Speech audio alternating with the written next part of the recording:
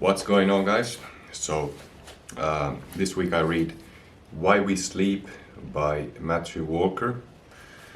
Not very good lighting here. And by the way, these glasses, I don't need reading glasses, but these are blue blocking glasses. These are like this yellow glass or orange glasses, because it's later in the evening, and that's also why the lighting is not better, because I just learned from this book how bad LED lights are. And I believe my camera light is LED. It's not good at night. It's like 8 o'clock now. So preparing for sleep. So yeah, this is a very comprehensive book on like sleeping. You will never think of sleep the same again after you read it. I've read this 2 times now. It's a very good book. It's a little long. I think I didn't enjoy like reading everything necessarily, but there was really a lot of good stuff as well. So here are 5 takeaways from this book. The first one is just that you should like not think like there's this old adage that says like I sleep when I'm dead. Well, that's like super stupid, because then your life will be shorter and its quality will be much worse. So like prioritizing sleep is everything. It's for productivity, for everything. Like sleep is essential. We have evolution has like put this need for us to sleep there. It's evolved like 3 million years from 3 million years ago. So there's a purpose for sleep. We all need to sleep, and it's about 7 to 9 hours of sleep. And then the interesting thing is actually that the thing that many people confuse is that if they think that they go to bed and bed for 7 hours, they're going to get 7 hours of sleep. But that's not true, because you're not sleeping all the time that you're in bed. Even though sometimes I fall asleep like really fast.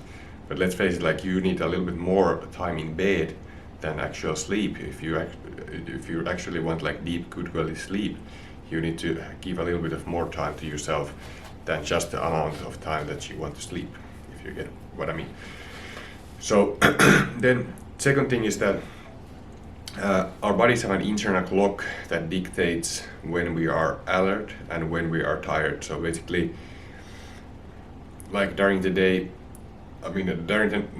your body is going to feel tired at different times of the day, and then especially of course night and daytime. So it's really important to follow that internal clock, wake up at the right time, go to bed at the right time.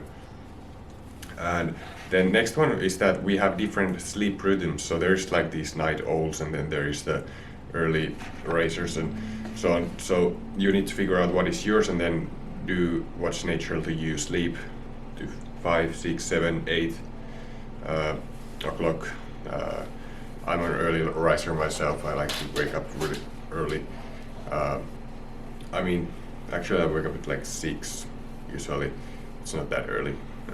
But I try to get like 9 hours of sleep, which is kind of ironic. Last night I was stuck in Gran Canaria at a hotel, and I had to wake up at 3 o'clock, and there was like music playing and everything, so I didn't sleep that well actually last night. The next one is that caffeine blocks the hormone adenosine,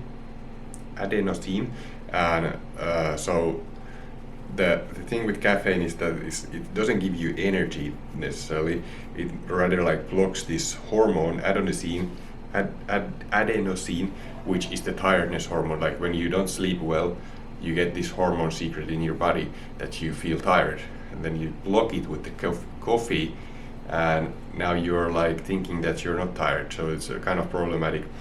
And the thing with caffeine is it has a half-life of 5 to 7 hours.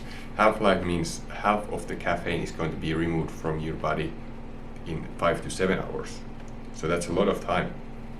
Think about it, like if you drink at 6 a cup of coffee, then 5 to 7 hours, so 11 to 1 in the evening or night, you're still going to have 50% of the caffeine affecting your body and feel that much more alert, and not going to fall in as deep sleep.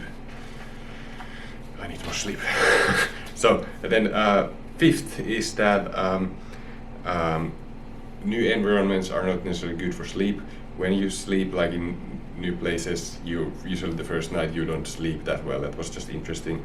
There's a lot more stuff. There's a lot of practical stuff that I already know. These are mostly like notes that I took, like new ideas for myself. But that's pretty interesting. It says that you're going to, says when you sleep in a new environment, one side of the brain is actually going to sleep a little less because you're in a new, it's kind of on like guard. It needs to be like on guard, like what if something happens, this is a new environment, so you're not getting as good sleep. So it's kind of crazy. Yeah, I remember when I moved to this apartment first time, I was sleeping like super bad. It was weird because it was like I wasn't used to the apartment. And yeah, it's kind of funny, like even like when we were like monkeys and stuff, so people, I mean, yeah, people or humans or like monkeys, they needed to sleep in like trees, so to be like safe from predators. So they also slept like with half the brain, or like not fully, because of course they could just drop from there and fall to the ground, so they couldn't like sleep that like completely. So that was kind of interesting. But yeah, this is a great book. Link is right below this video in the description. If you get this book for yourself or any other book through that link, it supports me and this YouTube channel. It's an affiliate link. So that's it. Thanks so much for watching this video. Give it a thumbs up if you found it helpful, and see you next time.